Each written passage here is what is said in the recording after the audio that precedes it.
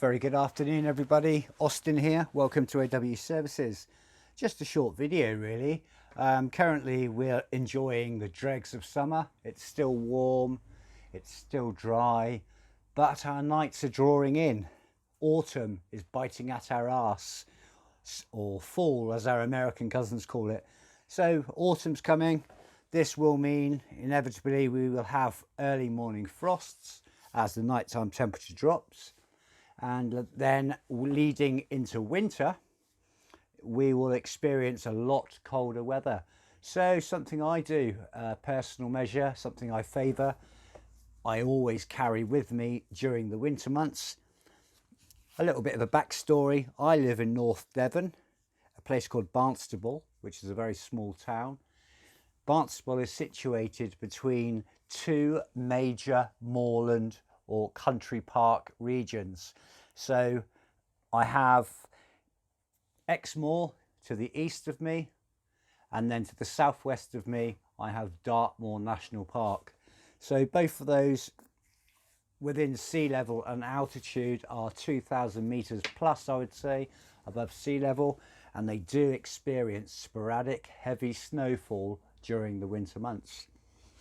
So if I am traveling, as I would do normally daily, to Plymouth, I would choose to go on the North Devon Link Road, which is the A361. That passes over Exmoor at its highest peak, and there have been cases recently during the winter of severe heavy snowfall where drivers have become stranded, cars have been buried, and the same with Dartmoor. So it's always good to prepare. 7 P's, as they say. Prior planning and preparation prevents piss poor performance. So in the winter months, I will carry a storage box, as you can see by my pointer, in my van, and that will have in it the usual requirements for cold weather and extreme cold weather, because I like to add a bit of a military twist to my work. I'm not some prepper, I'm not some geek that stores tons and tons of shit for a day that will never happen. So I always carry a sleeping bag during the winter in my van. In here is a North Face expedition bag, which is rated to -30. I also carry daily during the winter de-icer, an ice scraper. I park my van overnight. I sometimes may use a windscreen cover.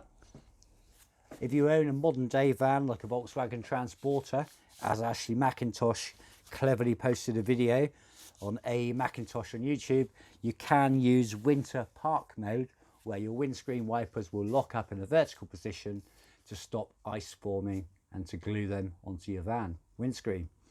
So windscreen cover, de-icer scraper. I always carry a head torch or a form of torch. However, I do favour the Unilight brand, a fantastic company. They're based in the UK. They offer everything from head torches, site, work lighting and accessories.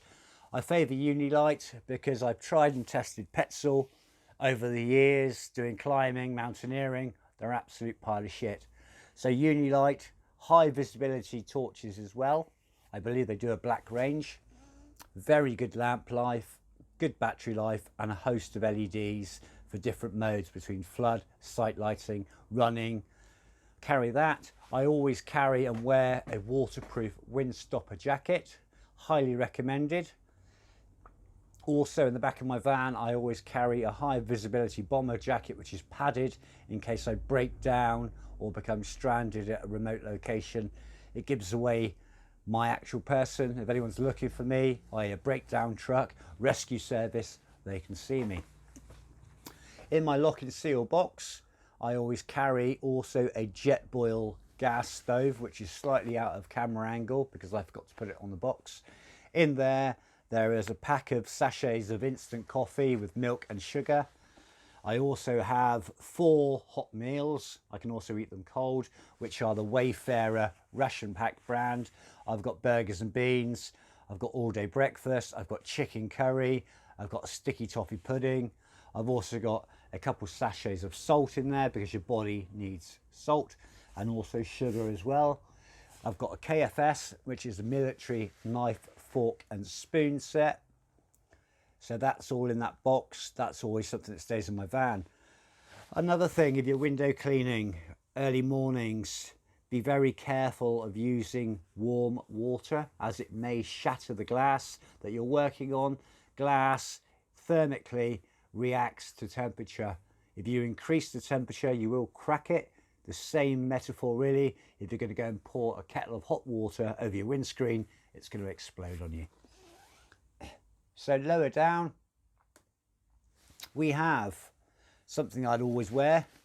Base layers. Always wear good base layer clothing. For example, self-wicking fabrics, anything that's woolen or mechanically engineered to work as a breathable barrier layer but to maintain body heat, highly recommended. Leggings, long johns, a fleece, a self-wicking t-shirt or long sleeve t-shirt, whichever you may favour. Gloves. I always wear waterproof gloves when working, but ideally you can also get glove liners, which are again a self-wicking fabric, which is a thin liner that goes inside your gloves, which will increase another 2 to 3 degrees of temperature in your favour. Always wear a beanie or a hat, and then your standard woolen base layer gloves again are very good. They will also fit under extra large marigold style rubber gloves. Waterproof trousers, wear those for pressure washing, jet washing, external cleaning.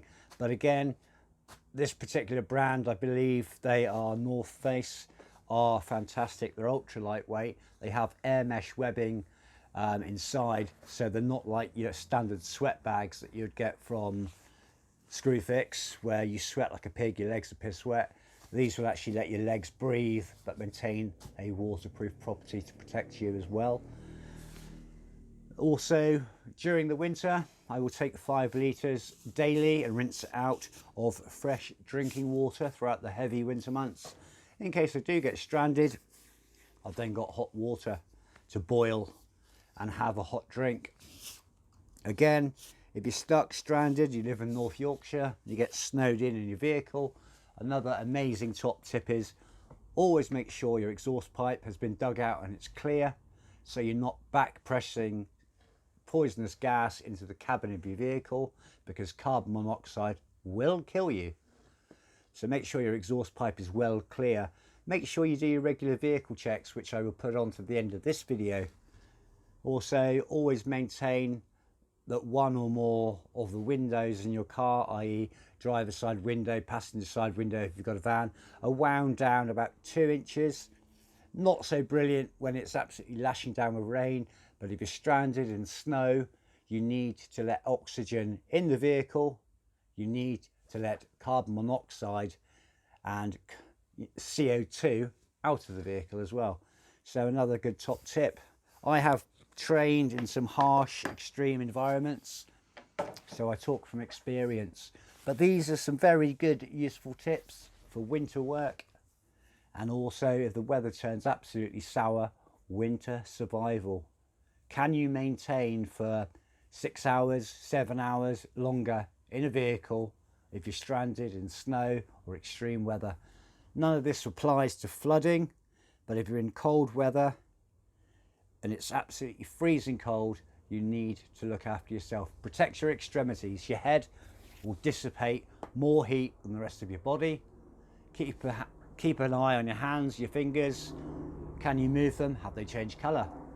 But again, it's just another useful video. A little more to add on to some of the other things that I've done, but useful tools for if you're working outside in the winter. Thanks for watching this video. If you like it, give it a thumbs up. Please subscribe. I would appreciate that very much. Another good top tip is to make sure that your vehicle is serviceable. Check your lighting regularly. Make sure your bulbs are working. Brake lights, hazard warning lights, indicators, fog lights, side light bulbs, number plate lamps. Check them regularly. It'll make sure that you're seen. It'll also keep the police off your back because your vehicle is defective. So yeah, lighting, tyres, screen wash.